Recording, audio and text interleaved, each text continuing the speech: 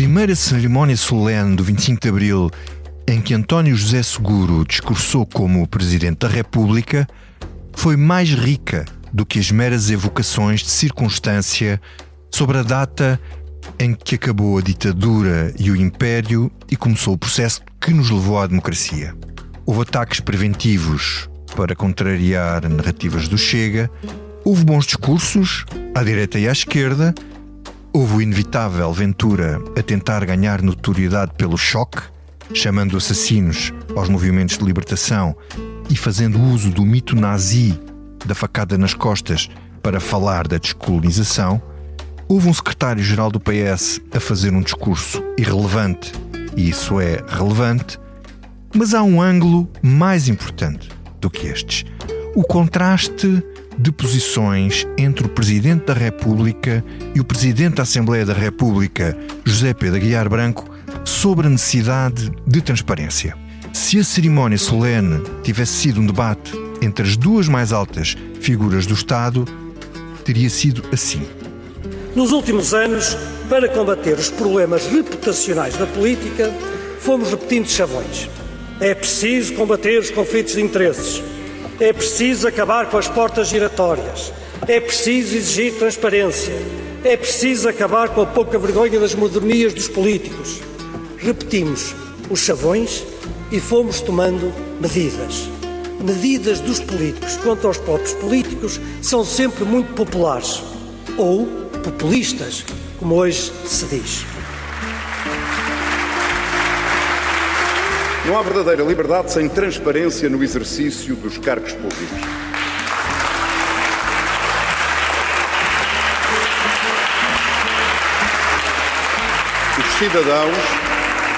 Os cidadãos têm o direito de saber como são tomadas as decisões que afetam as suas vidas.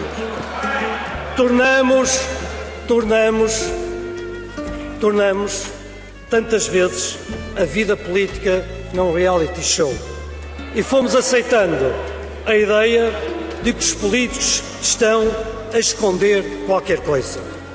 Senhoras e senhores deputados, os políticos que defenderam e advogaram a presunção de inocência para os cidadãos do dito país real são os mesmos que defendem e advogam a presunção de culpabilidade para todos os políticos.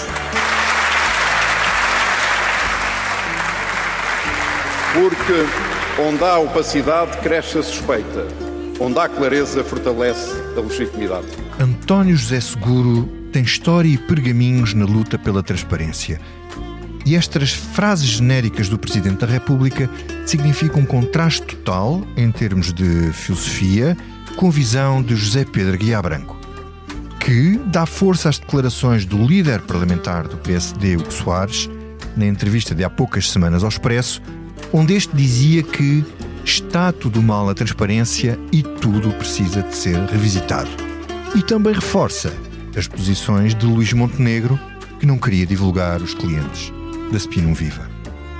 Depois, o Presidente da República falou de um aspecto preocupante: a mudança na interpretação da lei dos donativos políticos, que foram sempre públicos e passaram a estar em risco de serem escondidos depois de uma decisão da entidade para as contas dos partidos, com base num parecer da Comissão de Acesso aos Documentos Administrativos. A transparência dos donativos políticos é essencial para garantir uma democracia saudável e justa. Quando o financiamento é claro e acessível, os cidadãos conseguem compreender quem apoia quem e com que interesses. Tornar públicos os donativos não é uma questão administrativa, é um compromisso com a ética e respeito pelos portugueses. É um compromisso com a ética e respeito pelos poderes. O aviso ficou feito. Olá, olá, Political Junkies. Esta é a Comissão Política. Estamos a gravar este episódio na segunda-feira, dia 27 de Abril. Eu sou o Vítor Matos e hoje temos connosco a Liliana Valente, coordenadora da secção Política do Expresso. Olá, Lili. Olá, olá. O João Pedro Henriques, que cobre PS e que também cobre as ações das FPs 25. Olá, João Pedro Henriques. Viva! E a nossa Eunice Lourenço, Olá, Eunice. Olá, bom dia, boa tarde ou boa noite, consoante a hora que nos ouçam. Olá, eu sou o José Maria Pimentel e sou autor do podcast 45 Graus. No 45 Graus trago para o microfone especialistas e pessoas com ideias que vale mesmo a pena ouvir, sobre temas como ciência, economia, política, filosofia ou sociedade. Sempre de forma descontraída e com tempo para conversar. É um espaço para aprender e pensar sobre o mundo de forma mais crítica. Novos episódios a cada 15 dias. Procure 45 Graus em qualquer aplicação de podcast. O nosso comissário vitalício, David Diniz, hoje não pode estar. Por isso, começo por ti, Liliana. O que é que significa, na tua opinião, este discurso de José Pedro Aguiar Branco? Como é que tu relacionas isto com a tendência que temos estado a ver, com esta intenção manifestada por Hugo Soares de mexer nas regras da transparência? E já agora, se concordas que o discurso de António José Seguro, que foi sempre um defensor da transparência, em oposição a este tipo de posições, se este é exatamente um sentido oposto, se tu leste também os dois discursos como sendo opostos entre si? Sim, li. Fazer aqui uma parte, eu não estive na sessão, portanto ouvi a posteriori, ou seja, não há aquela leitura quente. Li como defendendo coisas relativamente diferentes. Agora, e eu, a minha opinião pessoal, tendo a aproximar-me mais de António José Seguro do que da posição de Aguiar Branco, ainda que entenda algumas das coisas que Aguiar Branco diz no discurso. Ou seja, é verdade que nós temos um problema de qualidade dos políticos. Não acho que seja o regime das incompatibilidades ou a questão da transparência que impeça a boa casta de vir para a política. Ou seja, acho que há um diagnóstico que é interessante, que é a questão de bons quadros não estarem a ir para a política. Acho é que o resultado do diagnóstico é interessante. As causas que levam a esse diagnóstico é que tende a não concordar com Aguiar Branco. Acho que o regime da transparência foi demasiado caricaturizado por José Pedro Aguiar Branco. Acho que ele usou algumas caricaturas para se referir a um regime que, como sofreu algumas alterações legais nos últimos anos, pode não estar afinado e pode precisar de afinar regulamentos, nomeadamente da entrega de requerimentos à entidade da transparência, porque há coisas que realmente podem parecer absurdas, não é? Como já aqui falámos da cilindrada dos carros ou de quantas emissões de carbono, whatever. Há pessoas que me dizem assim, mas isso copias o livreto e lá vai. Pronto. Mas sabes qual é o carro, sabes qual é. Pronto, certo, tudo bem. Se calhar há coisas modelo, que são exagero, não é? Agora, o timing em que José Pedro Aguiar Branco faz este discurso é que para mim não é feliz. Porque José Pedro Aguiar Branco é Presidente da Assembleia da República e, como tal, tem de ter uma visão mais transversal. E neste momento há vários sinais de que há uma tentativa de reduzir ou de retrocesso em algumas questões do escrutínio dos políticos. Eu dou aqui vários exemplos, não é? Nós estamos perante uma guerra entre o Primeiro-Ministro e a Entidade para a Transparência sobre se devem ser ou não conhecidas as empresas dos políticos. E isto, os advogados, por exemplo, como José Pedro Aguiar Branco. As empresas ou os clientes? Os clientes das empresas dos políticos, para se perceber se há conflitos de interesse. E aí volto à frase de António José Seguro: as pessoas merecem saber. Ele dizia, referindo-se aos donativos, que as pessoas merecem saber para saber como é que as decisões são tomadas, para saber se não há conflitos de interesses. Também eu acho que é preciso saber determinadas coisas da vida dos partidos para saber como eles decidem, como eles se posicionam, e nomeadamente quem são os seus clientes. Por exemplo, agora vamos conhecer para este mês, no mês de maio, a celebração dos contratos dos casinos. Um dos vencedores foi a Solverde, que era cliente da Spinoviva de Montenegro. Portanto, era importante nós sabermos que a Solverde tinha sido cliente para sabermos se o Primeiro-Ministro estava ou não, se tinha pedido ou não escusa. Mas isto para dizer, há essa guerra do Primeiro-Ministro. Depois, em relação às escusas, há uma notícia de hoje do Correio da Manhã em que o Governo não entrega as escusas. De recordar que não é novo, porque vamos o próprio... só dizer, as escusas são... em que os governantes, momento em que o ministro diz que não pode vai decidir porque tem conflito de interesses. Pronto. Mas nós não sabemos quais são. Mas aqui também fazer uma à parte. já não sabíamos antes. Porque eu recordo, por exemplo, que eu tive um problema com o governo de António Costa, em que pedia a lista de escusas de uma determinada pessoa e nunca a obtive. Mas sim, isto é o governo de António Costa também tinha aqui algumas coisas dos conflitos de interesses. Depois temos a decisão da entidade das contas e dos financiamentos políticos sobre os donativos dos partidos, e por fim tivemos a entrevista a Hugo Soares a dizer algumas coisas que a Guiar Branco disse também. Portanto, para mim, não, no início. Desculpa. A entrevista ao Hugo Soares é anterior a tudo isto. Eu não fui da ordem de importância. Não estou a falar da ordem de por importância. Por fim da minha lista. O que eu acho é que a entrevista ao Hugo Soares, sendo anterior a tudo isso, que é anterior ao discurso da Guiar Branco, anterior à posição da entidade das contas, acaba por informar tudo o que vem a seguir, porque tudo o que vem a seguir é lido à luz daquilo que o Hugo Soares nos disse, que é defender uma alteração total. Uma revisitação. E por isso é que eu não concordo com a Guiar Branco. Transparência. E acho que é perigoso ele estar-se a colocar tão de um lado quando a gente sabe que isso no Parlamento, aquele presídio, vai discutir isto. Deixa-me só terminar com uma coisa. A Guiar Branco tem uma frase que é: os políticos que defenderam e advogam a presunção de inocência para os cidadãos do país real são os mesmos que defendem e advogam a presunção de culpabilidade. Para os políticos, somos culpados de tudo em prova ao contrário. Só para recordar a Guiar Branco, ser político é uma escolha, e quando se faz uma escolha não é uma presunção de culpabilidade, há uma responsabilização de transparência. Tem que ser uma escolha que não seja impossível de fazer. E eu acho que ao contrário da Liliana, eu não condeno a partir do discurso da Guiar Branco. Eu acho que a Guiar Branco lança assuntos que podem e devem ser discutidos. O que é que achas que pode ser? O que é que deve? O que é que nomeadamente pode ser, o regime das incompatibilidades, que afunilou tanto nos últimos tempos, que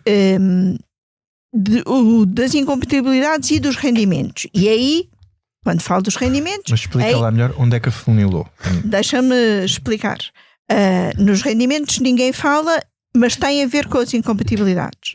Ou seja, há uns anos, um governante que deixasse o governo não poderia ir trabalhar para a área que tutelava, que tinha tutelado, mas tinha durante 3 anos uma compensação por isso.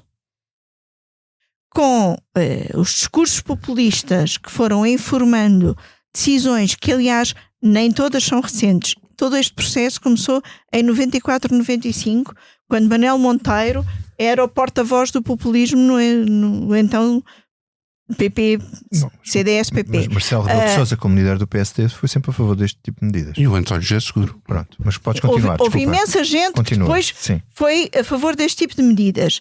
Mas a onda de... Era as sanguessugas. Era as sanguessugas na altura. Do Manuel Monteiro. E na altura, por exemplo, Pacheco Pereira, que sempre teve uma posição de cuidado com isto... achou que não se devia ir tanto por aí, em oposição ao então líder do PSD, Fernando Nogueira. Mas, portanto, o regime das incompatibilidades e o regime de rendimentos não podem estar separados.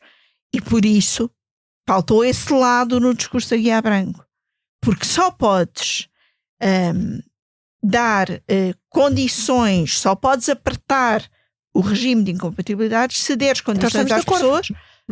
Estamos de acordo. Mas posso só complementar uma coisa aí para que não fique uma ideia errada. Os políticos, os governantes podem sempre trabalhar na área que tutelaram. A lei está formulada ao contrário. O que a lei diz é: os políticos não podem trabalhar na área que tutelaram desde que tenham dado subsídios a empresas. Mas a lei está não podem formulada ao trabalhar nas empresas. A lei está formulada ao contrário desde o caso Maria Luísa Albuquerque. Eles podem trabalhar em todas as... Não, já estava formulada assim. Eu tinha já estava formulada assim. A formulação anterior... Basicamente podem trabalhar em todas as empresas da área, desde que não tenham dado nenhum subsídio à empresa ou não tenham participado em processo de privatização. É só isto. Portanto, podem trabalhar em quase todas. E, portanto, não é verdade o que disse a Guiar Branco no discurso. Voltando à minha opinião sobre o que disse a Guiar Branco, eu acho que deve ser discutido tudo aquilo que a Guiar Branco pôs em cima da mesa, e acho que devia ser discutido o rendimento dos políticos, que isso é o que ninguém tem coragem de pôr em cima da mesa. Não acho normal, como me dizia ainda há pouco tempo um dirigente local de um partido, não é normal que um ministro ganhe o mesmo que um CEO de uma fábrica de batatas fritas, que era o caso que ele me dava como exemplo. E para falarmos de qualidade e de transição entre público e privado na política, temos de falar de rendimentos. Ou seja, aumentar a declaração de rendimentos. Não é vencimento dos políticos. É isso. Um dos problemas, é que se mistura tudo. E a Guiar Branco também misturou indevidamente, ou ajudando a criar mais confusão no seu discurso. Isso não invalida que eu acho que ele tenha lançado assuntos que devem ser debatidos. Agora, uma questão é o regime de incompatibilidades e o regime remuneratório dos políticos, que eu acho que sim, devia ser olhado. Outra questão é a transparência e as declarações de rendimentos. E aí, quanto mais transparência é melhor. Não precisamos entrar em pormenores caricatos, mas até para poderes alargar o leque de quem vai para a política, precisas sempre de aumentar a transparência. E aí, António José Seguro, claro que tem toda a razão, que os cidadãos devem ter acesso à maior transparência possível. Pois aqui ainda outra questão, é a questão do financiamento dos partidos, que eu acho que a entidade das contas está aqui num beco sem saída. Vamos lá ver se os partidos ajudam a sair. Deixa-me só acrescentar aqui ainda mais uma coisa, que é, depois tudo isto tem ainda a ver com formação política e formação de quadros nos próprios partidos. Mas isso aí é outra questão. Não é outra questão, isto está tudo relacionado. Não, é outra questão que a Guiar Branco não falou. O que afasta muita gente dos partidos políticos não é a declaração de património, porque nem toda a gente tem um património assim tão relevante. É a maneira como funciona o internamento dos partidos e a questão do caciquismo e do país. Depois há outra coisa, em relação à transparência, deixa-me só acrescentar. O João Pedro está ali a precisar de falar. Nós há um mês ou dois publicámos uma entrevista de Susana Croado, que é uma especialista nestes assuntos, no Suplemento Ideias, em que ela dizia uma coisa que é: a transparência por si só não é garantia de integridade. E há muita aparência de transparência. Ou seja, não é por os políticos terem de declarar muitas coisas que por isso são mais transparentes ou mais íntegros. Devido casos de Sócrates. Exatamente. Exatamente. E deixa-me dizer que já fui ver o senhor engenheiro. Depois tu falas disso que não me sai da cabeça, se for esse o caso, não é? João Pedro Henriques, como é que tu vês isto? Achas que José Pedro Guiar Branco está a patrocinar um retrocesso na transparência ou não? Acho que José Pedro Guiar Branco e Hugo Soares fizeram um discurso próprios daquilo que são ou que foram, que são advogados de negócios. Não, mas não estão abrangidos. Os advogados nem sequer estão abrangidos. Os advogados não têm, tentam ser abrangidos pelo segredo profissional. Os advogados são o setor mais importante do Parlamento e os advogados de negócios representam interesses. Mas eles não declaram, eles não os declaram. Eles não os declaram. Mas, portanto, são o tipo de profissão e o tipo de corporação dentro do Parlamento a quem interessa que a transparência não seja demasiado transparente. Mas a deles não é, por acaso. Por acaso até não é. Numa das revisões, era Almeida Santos, presidente do Parlamento, houve ali um entre linhas para excluir os advogados. Os advogados muitas vezes, por exemplo, presidem por inerência de funções da sua advocacia a Assembleias Gerais de Empresas, têm participações sociais, etc, etc. E isso teria que ser declarado. E não sei se eles estão, digamos que, escusados desse dever. Mas são discursos próprios da corporação dos advogados de negócios, que eles são ou foram, tanto um como o outro. Mas, portanto, mas isso está fora daqui da equação, porque isso nem sequer faz parte da questão da transparência. Mas é o que eles representam. Eles representam uma... E é o sítio de onde vêm. É um sítio que a quem não dá jeito que haja excesso de transparência, porque assim podem não continuar a operar com o mesmo sucesso que operariam. De resto, quer dizer... Vamos ver como é que há um problema agora da entidade das contas. A entidade das contas basicamente, já foi explicado, disse que não que os jornalistas não têm acesso aos donativos dos partidos, feitos aos partidos ou às campanhas eleitorais, ou seja, também abrange as campanhas dos presidentes da República, por exemplo.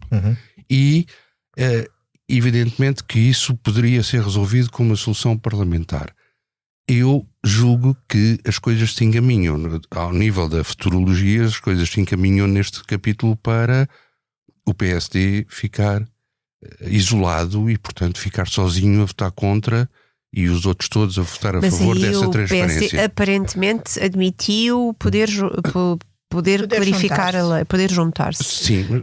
É preciso tentar ver depois como é que é a lei, qual é, se é do Bloco, se é do LIVRE, se é do PS. Se a visão for da opacidade que o Hugo Soares... Mas aí não era sobre os donativos. O Hugo Soares falava sobre os políticos. Sobre as declarações dos políticos.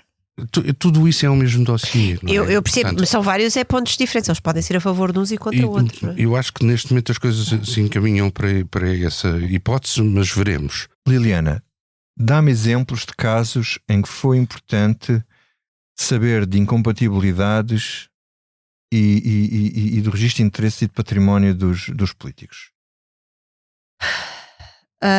Não tens memórias dessas coisas? Não, tenho. Eu tenho uma memória de José Luís Arnaud, que era um grande advogado e era grande representante dos interesses da propriedade industrial, ou seja, e fazia ao mesmo tempo leis sobre patentes. O problema das patentes. As patentes é uma importante fonte de rendimento para a advocacia de negócios e ao mesmo tempo no Parlamento fazia legislação sobre propriedade industrial. Obviamente que legitima dúvidas se ele não estaria a fazer leis em favor dos seus clientes e não em favor do interesse público em geral. É um caso que eu me lembro de ter visto na altura. Mas, por exemplo, lembro-me no anterior governo de António Costa andámos a discutir sobre a questão do ministro, quando Cisa Vieira foi para... porque ele tinha uma empresa que depois passou para o nome da mulher, andámos a discutir sobre se ele podia ou não ser e falámos sobre imenso sobre a questão das incompatibilidades. É dirigente de um setor turismo, que ele tutelava. Que é um setor económico. E agora, não sei se recordam, mas o caso Spinum Viva começa exatamente com uma suspeita de haver um problema de incompatibilidades, porque o caso Spinum Viva começa com o facto de o Primeiro-Ministro ter uma empresa no ramo imobiliário quando se estava a discutir a lei dos solos e o alargamento que queria supostamente permitir. Inicialmente era uma empresa para gerir património privado. Sim. Pronto, e só depois é que se percebeu que afinal não era património privado, que também era proteção de dados. Também tinha lá, porque era a gestão da Quinta do Douro e mais não sei o quê. Portanto, a Spinum Viva foi evoluindo, mas a coisa inicial era uma questão de incompatibilidade por causa exatamente. E porquê é que isto é importante? Se nós não tivéssemos tido acesso ao registro de interesses e de património dos políticos e posteriormente dos clientes, não conseguiríamos avaliar do conflito de interesses. Nós não conseguimos aceder à lista dos clientes do Primeiro-Ministro através do registro na altura, porque a entidade da transparência ainda não lhes tinha pedido. Fomos sabendo porque a própria Solver nos disse, por exemplo, que pagava, foi um ONU. Foram os próprios que nós perguntámos, eles confirmaram e disseram quanto é que pagavam e há quanto tempo pagavam e para o quê? Para que trabalho? Que ainda pagavam. E sobretudo disseram na altura que ainda pagavam quando era Primeiro-Ministro. Ou seja, e depois é que a entidade para a transparência começou a dizer não, nós precisamos de saber com quem é que trabalharam para haver aqui uma maior transparência. E portanto, para estes casos, desculpem-me, era importante saber, mas não só. E depois há o caso de José Sócrates. Não tinha nada. Em que é importante a declaração de rendimentos para se perceber, como fonte de prejuízo, para se perceber que há um tipo de vida que não é compatível com os rendimentos declarados. Isto depois tem a ver com outro assunto que nunca se conseguiu legislar porque tem grandes problemas de inconstitucionalidade. Sim, mas que é a inversão do ônus. Existe a criminalização do enriquecimento injustificado, que é a maneira possível de legislar-se o enriquecimento ilícito sem problemas de constitucionalidade. Mas, ou seja, há uma série de casos em que é possível perceber através dos registros de interesses, e temos feito muitas notícias e às vezes... eu sei que às vezes quando escrevo sobre o caso Spinum Viva, a entidade das transparência, às vezes recebo uns e-mails a dizer a Liliana está a fazer caça ou não sei o quê. Não, é uma questão de transparência e até pela primeira vez que nós temos um Primeiro-Ministro, desculpem a expressão, andar à cabeçada jurídica com uma entidade e portanto é importante perceber o que é que ele diz, é importante perceber o que é que a entidade diz e o que é que resulta disto para os casos futuros. E neste caso é importante ainda perceber o que é que vai resultar daqui, porque o caso não está fechado, não é? Há uma decisão do Tribunal Constitucional de não avaliar o recurso de Luís Montenegro nesta questão, mas não avaliou o conteúdo. E portanto não avaliou o conteúdo porque o recurso terá entrou fora de prazo, segundo o Tribunal Constitucional. E portanto há ainda aqui uma margem para que haja alguém a seguir que vá questionar-se e que ainda se vá debater o conteúdo da coisa. Isto é importante, nomeadamente para este caso que temos agora, mas não só, casos passados, como eles aqui bem disseram. Mas esta semana houve outra ocorrência. O regresso de Pedro Nuno Santos ao Parlamento. E Pedro Nuno Santos voltou... Esta semana não, a semana passada. Esta semana foi a semana passada. Claro, estamos terça-feira, não podemos falar nesta semana.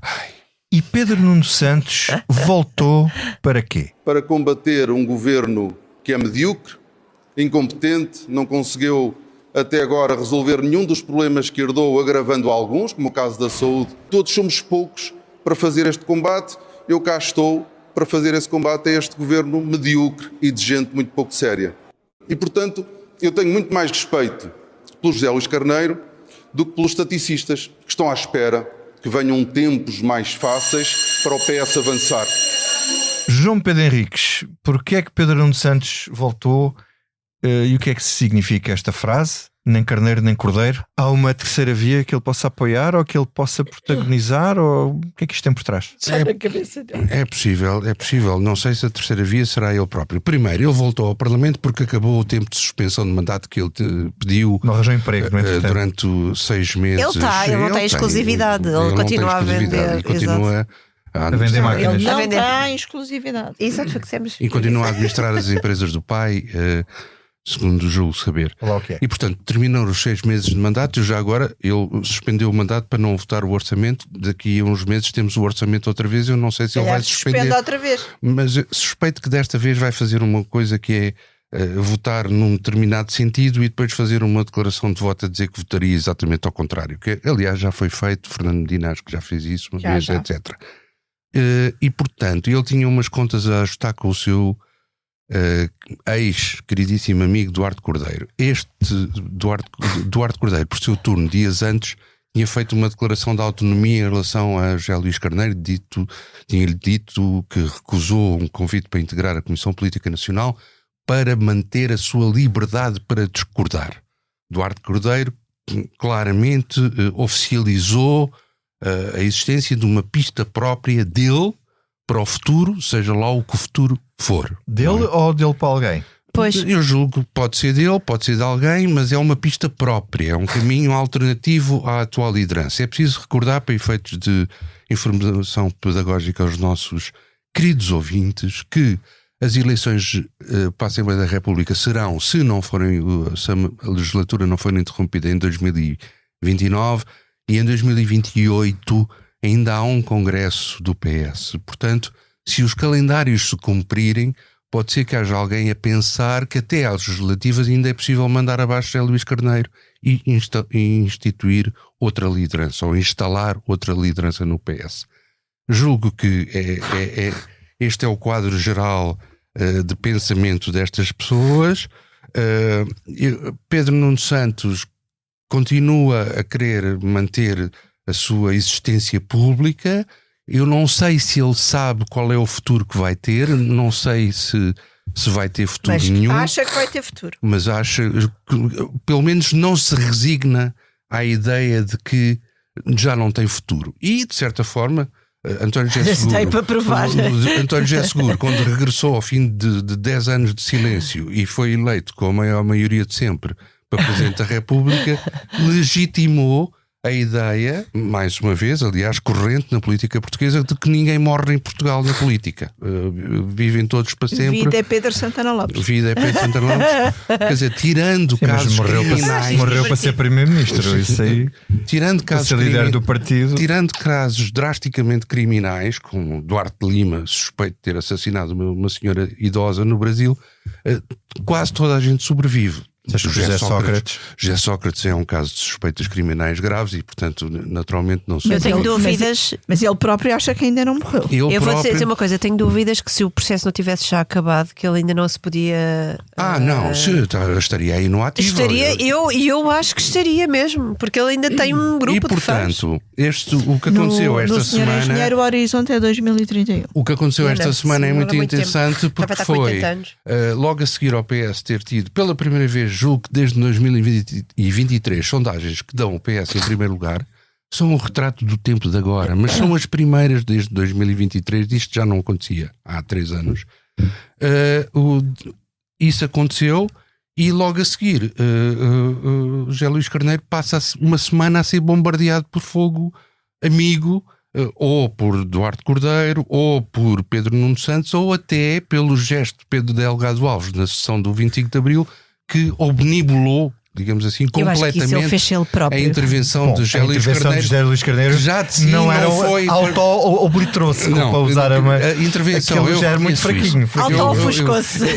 Eu reconheço que não foi uma intervenção particularmente carismática, mas de facto desapareceu completamente. Mas ele não estava lá com aquele número. Só porque o João Pedro não está a dizer a frase com que ele arranca o texto dele no semanário e que tem a ver com isto das sondagens finalmente positivas para o PS, é quando o porco está a engordar que estas coisas acontecem. Ou seja, é muito bom, essa frase é muito boa. Já se começa a perceber que pode haver algum crescimento do PS e portanto já há mais quem queira o porquinho, ou seja, sendo que depois José Luís Carneiro responde a tudo isto com uma lógica e uma paciência cristã.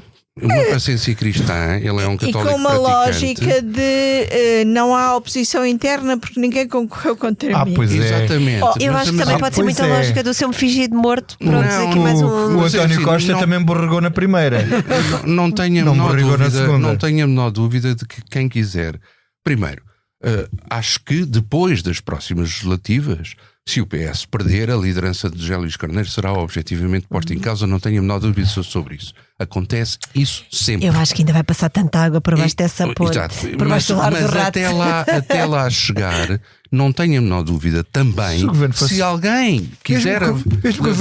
Deixa-me só acabar. Se alguém quiser pôr em causa a liderança de José Luís Carneiro até às legislativas, antes das legislativas, ele vai à luta. E, portanto, o que eu não sei é se o PS aguenta agora, nesta fase, tendo tido 22%, como teve em 2025, eu não sei se o PS aguenta um confronto tipo o de 2014 entre Costa e António José Seguro. Está tudo feito depois de um ato eleitoral. Não sei se está em condições de aguentar uma coisa desse tipo. E, portanto, provavelmente vamos manter aqui uma paz podre, digamos assim, porque com todos a terem a noção de que podem morrer todos no meio desta história toda. Ok. Isso é tão divertido. Liliana, analisa tu esta Pedro Nunes. Olha, primeiro é uma Pedro Nunes, não é? Pronto, acho que ele entrou igual a si próprio, portanto esta sabática não o mudou. Ele está exatamente igual. Ele percebeu o que lhe aconteceu. Em que sentido? No sentido é que ele foi o líder. Ele foi o líder que levou o PS. Ainda estás nessa parte. Tornou o PS a terceira força política. Há coisa uma frase única. que eu costumo dizer, que é: os homens são adolescentes até aos 54 e depois são velhos. E Pedro acho que essa frase é minha, mas pronto. Não vamos falar sobre a idade do João Pedro Henriques. Não, eu acho que ele está igual a si próprio e eu acho que igual a si próprio e com o potencial de menos filtro, ainda menos filtro, o que pode ter aqui um potencial explosivo. Depois acho que a entrada dele em cena foi completamente foi um pé em falso. Porque é assim, aquilo que me parece é que se Pedro Nuno Santos queria fazer um regresso em grande contra o governo, com a marcação de uma declaração política, não se podia distrair com guerras de Alecrim Gerona, aqui a dar um acerto de contas com o seu ex-amigo. Ou seja, se o foco dele era o governo e até a dar uma facadinha a José Luís Carneiro, não se devia ter desfocado, porque acho que o timing é péssimo e, portanto, o que ficou daquela declaração não foi que aí vem ele contra o governo, é aí vem ele contra o Duarte Cordeiro. E, portanto, acho que isso correu francamente mal. Depois, eu acho que Pedro Nuno Santos, eu não deixei de decretar mortes políticas há muito tempo, acho que nunca decretei nenhuma, mas muito menos agora, depois de António José Seguro, não decreto morte política a ninguém. Muito menos a Pedro Nuno Santos, porque ele tem uma capacidade de se de tentar autoalimentar. Sim, ele vai pode se autoalimentar, resta saber se há pessoas no partido. Certo, não sei se é mas eu não acho que seja no partido. E eu não acho que é no partido. Eu acho que Pedro Nuno Santos já percebeu que o seu caminho no PS acabou e ele próprio disse isso, e eu acho que seria uma grande contradição se ele agora achasse uma coisa diferente. Foi ele que disse: a minha vida partidária acabou. Ele não disse a minha vida política, ele disse a minha vida partidária. Ainda vai ser candidato à presidência. Não sei, eu não sei o que é que vai naquela cabeça. Não posso escrever um livro como o Dr. Vítor Matos, no caso Ana Salles, fez o que vai na cabeça de Pedro Nuno Santos. Acho que não sei o que é que lhe vai na cabeça. Sei que ele acha que o futuro dele político ainda não acabou. Também acho que ele tem a certeza que pelo PS não vai lá. Então, mas vai porque vai fazer um partido novo? Achas não que isso é uma possibilidade? Não faço ideia, mas o que eu sei é que Pedro Adão e Silva sugeria-lhe com grande dose de crueldade há dias no público que ele devia sair do PS e ir para o Bloco de Esquerda. Mas não estou a ver que isso seja um caminho. Ao contrário do Pedro Adão e Silva, o Pedro Nuno Santos é do PS desde pequenino e desde que é adolescente em idade. É mesmo do PS. Aquilo é uma coisa que se ele tiver de sair do PS para criar uma coisa nova ou juntar-se a uma coisa mais nova. PPD do que Santana Lopes e que sabia e voltou e por isso é que anda nesta vida. Agora, eu não sei se Pedro Nuno Santos quer ser já voltou. Nós hoje temos X dúvidas. Formalmente não voltou. Não, formalmente não voltou. Mas eu tenho uma Mas foi especulação. candidato pelo PSD. Eu tenho uma especulação da boa. Vocês querem? Uma especulação da boa. Uma futurologia especulativa da boa. Posto isto, deixa-me só acabar antes da tua especulação. Acho que o Duarte Cordeiro, sim, tem perspectivas de futuro para ele ou para alguém por Centeno. Ele. Sendo que nunca esquecer que o sonho de Duarte Cordeiro era a Câmara de Lisboa. Sim, Mário Centeno, acho que há muita gente a fazer por Mário Centeno e o próprio precisa de ser militante do PS. E José Luís já disse, eu gostaria muito que fosse. Se for 29, se for 2029, tem tempo. Qual é a pressa? Sim, mas eu não sei se aquela reforma apressada de Mário Centeno não julgará eternamente contra ele no futuro. Não sei. É um telhado de vidro. Será um telhado de vidro. É um telhado de vidro. Um rabo de palha. Mas espera, falta a especulação da boa. Ia dar-nos uma especulação. Da boa. Ainda não especulei, então. Eu acho que o PS terá mesmo um problema, mesmo até que as coisas corram bem. Ou seja, se o PS ganhar, as sondagens dizem que neste momento está à frente. Não sabemos. Mas não temos eleições à vista, portanto, não vale. Mas vamos imaginar que o PS ganha as eleições, as próximas, sem maioria relativa, sem maioria absoluta, claro, e sem a esquerda sem maioria absoluta, claro. O PS automaticamente vai rachar-se ao meio entre aqueles que defendem que a solução depois é fazer um bloco central ou aqueles que defendem que não, que deve só PS. Parece curto desta segunda-feira. E, portanto, nessa altura, se alguém se atrever dentro do PS, nomeadamente José Luís Carneiro, a começar a falar em ideias de bloco central, Pedro Nuno Santos aí passa a luta armada e politicamente falando, claro. Não será o único, deixa lá. Aí vai com o Duarte Cordeiro para a mesma trincheira. Passa a luta armada, politicamente falando, dentro do PS contra essa ideia de bloco central.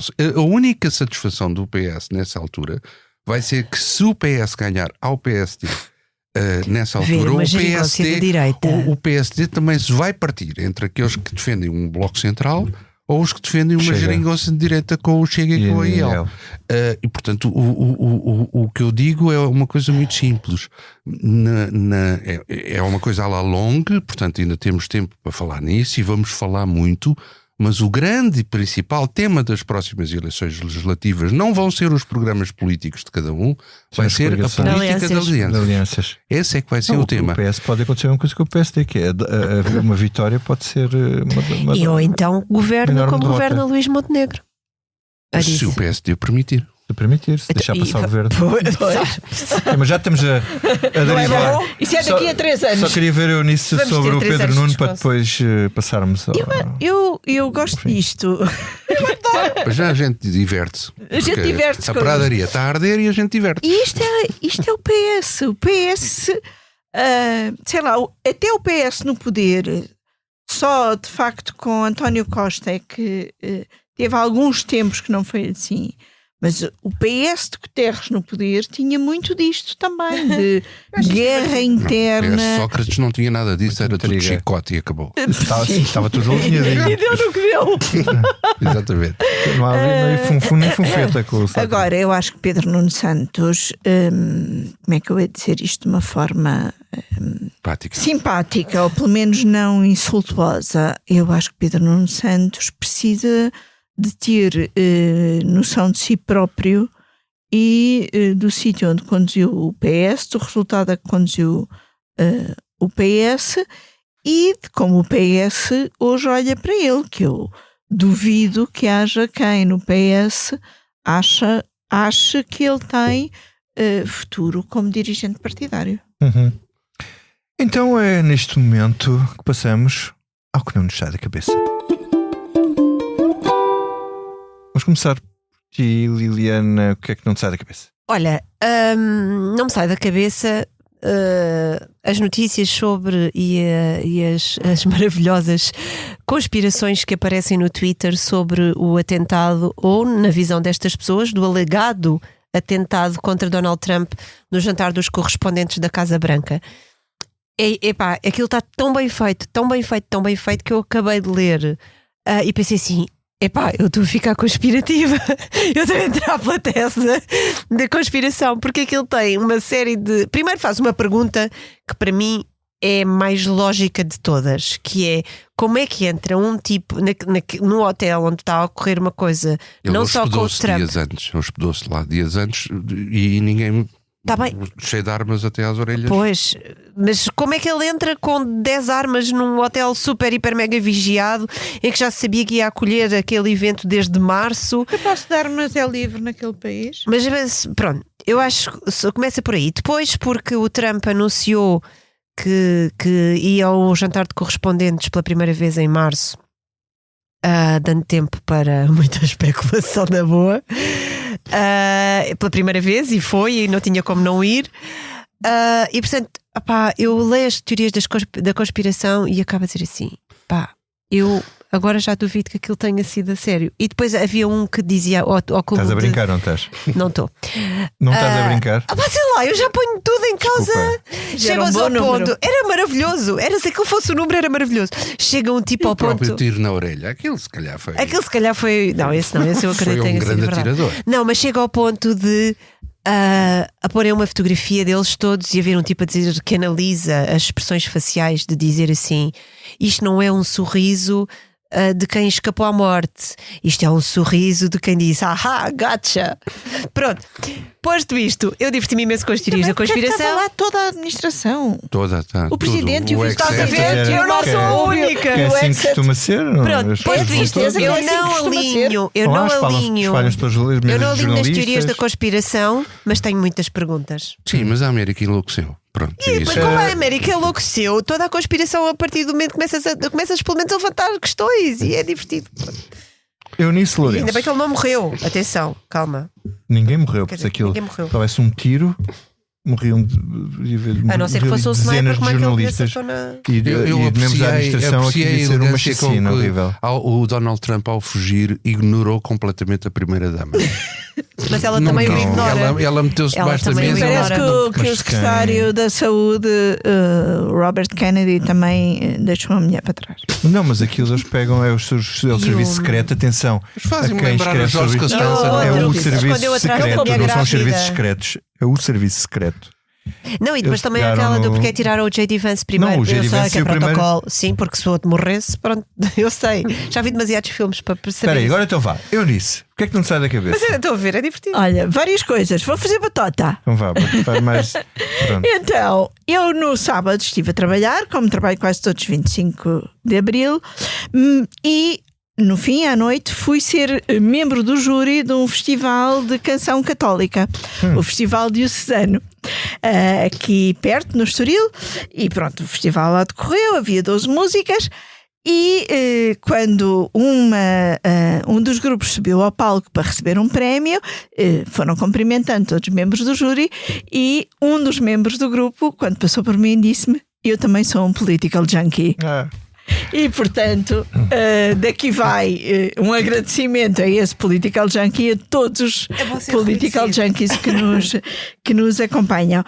Mas enquanto estávamos aqui a falar sobre transparência, eu estava no site do Parlamento a ver coisas, porque de antes havia os registros de interesses dos deputados estavam lá, que agora não estão. Isso é ainda outra complicação da transparência.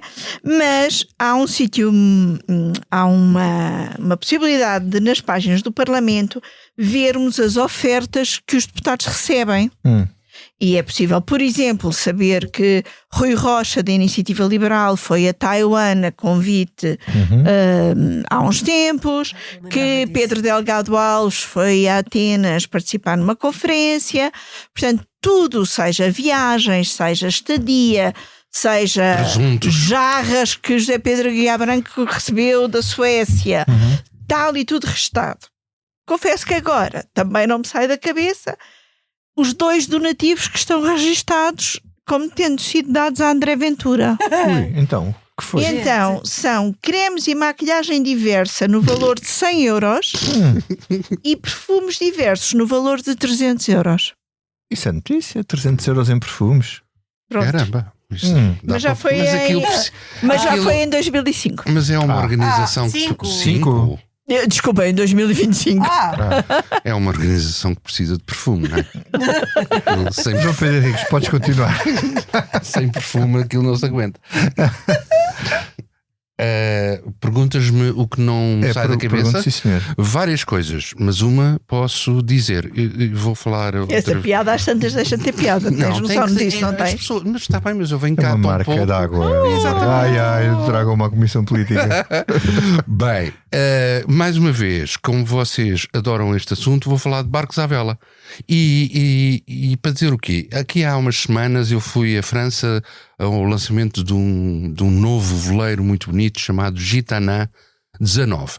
E, entretanto, o barco foi posto no mar, é um trimaran. Tu disseste Gitana 19? Gitana 19. Não leva deputados do Chega esse. Eles não entram num barco chamado Gitana. Ainda por cima a propriedade é de uma família judaica, portanto, acho que aquilo junta tudo para não ser frequentado pelo Chega. Seja como for, até agora o barco já foi posto na água e anda em testes e não há maneira de fazer uma coisa que os barcos à vela agora fazem, que é voar. E portanto eu peço aos leitores que não me julguem doidinho por eu estar ansioso para que um barco voe. Mas é de facto tecnologicamente possível. É de facto tecnologicamente possível que os barcos agora, à vela, voem baixinho, mas voam. É um aviarco. Este não há maneira de voar e eu estou a ficar muito ansioso. Pronto. Isso foi aquele que tu foste não sei onde? Lourinhã. Ok. Bretanha, França. Bom, olha, a mim não me... E a ti, Vítor Matos, o que é que não te sai da cabeça? Primeiro estas interrupções, desculpa, Vítor. Estamos a interromper o teu raciocínio. Podes. A mim não me sai da cabeça um livro que estou a ler, que é um livro muito duro, muito forte, que é Tudo na Natureza Apenas Continua, de Yung Lee, ditado pela Alfaguara. É uma autora chinesa que vive nos Estados Unidos e que basicamente isto não é um romance. Se isto fosse um romance não era credível. Portanto, é o testemunho dela sobre como é que ela consegue viver depois de 2 filhos se terem suicidado. Não morreram de causas naturais, suicidaram-se ambos. E como ela vive naquilo que ela chama a aceitação radical e como consegue tornar no seu abismo, o abismo onde vive num habitat. E de facto aquele livro é um livro que nos atinge naturalmente, porque é um sofrimento inimaginável, mas ao mesmo tempo é uma lição de vida, como é possível nós, ou pelo menos ela, seguir em frente e arranjar um mecanismo de conseguir viver com aquela realidade. Mas sim, não me sai da cabeça, porque de facto, para quem tem filhos, é algo que é bastante, como é que ia dizer, tocante, mais do que tocante. Mas pronto, por aqui ficamos. Adeus, Political Junkies. Esta edição tem a sonoplastia da Salomé Rita. Obrigado, Salomé. E a ilustração é da autoria do Carlos Paes.